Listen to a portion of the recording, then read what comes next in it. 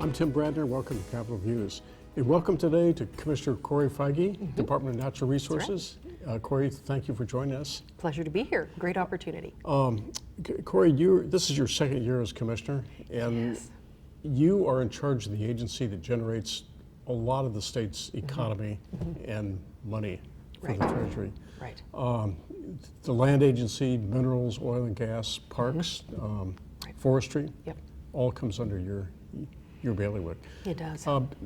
What's going well in the department? What are we doing that's good? Any challenges? Yeah, first of all, we've had a banner year in 2019. We've seen expanded activity across oil and gas and mining. We're working very hard to remove some roadblocks from expanding the timber industry and really getting a robust industry established again in Southeast Alaska. We stood up an additional land sale in the fall this year, so that made 2 land sales as opposed to just the regular annual land sale. This is in timber? No, this is in actual lands to Alaskans. Okay. So across several of our divisions really have expanded access for Alaskans, and just the overall activity level in the state is really expanding and growing. And it's exciting to see that, because I think that's part of, as you mentioned, with revenue generation, helping to get the state moving again, get out of that recession posture, and get a healthy economy moving. Well, it's striking how quickly the oil and gas industry has sort of resurrected itself on the slope. It is. It's and very the encouraging. New Brookian finds that started in about 2015 with Armstrong and Repsol's discovery of what is now the Pica unit that Oil Search is advancing to development. That really was the initial tipping point. And then it was followed very rapidly by the Willow and West Willow discoveries by ConocoPhillips. And then we saw Repsol and Armstrong step south into Horseshoe.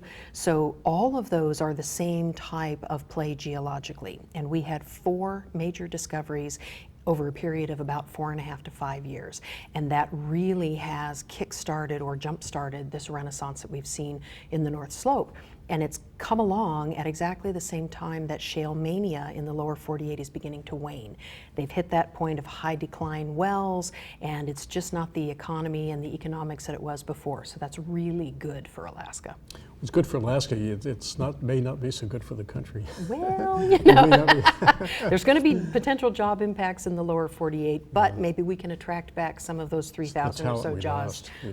That's right, jobs that we lost. Well, Corri, one thing about DNR that a lot of folks don't realize is how one of your divisions is the Division of Geological and Geophysical Surveys. You have geologists who are highly trained and who work with the industry. For example, these recent renaissance, I didn't realize it, but state DNR geologists work with the companies to help them understand those rocks and make available samples in the core materials center. And the DGGS and the programs that they drive from mapping and publication that, as you said, our geologists are doing in the field, interpretation of that tax credit seismic data that came to the state through those previous tax credit programs, our geophysicists at both DGGS and at the Division of Oil and Gas are working that seismic data up, and that can now be purchased by companies through the Geologic Materials Center.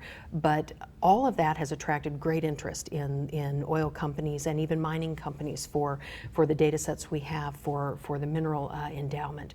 We spent some time on the North Slope last summer with members of industry actually touring around, and our geologists moved them through the entire of that Nanoshook and Torok sequence that is the focal point for all of those new discoveries. So we had time with industry with our geologists out on the outcrop.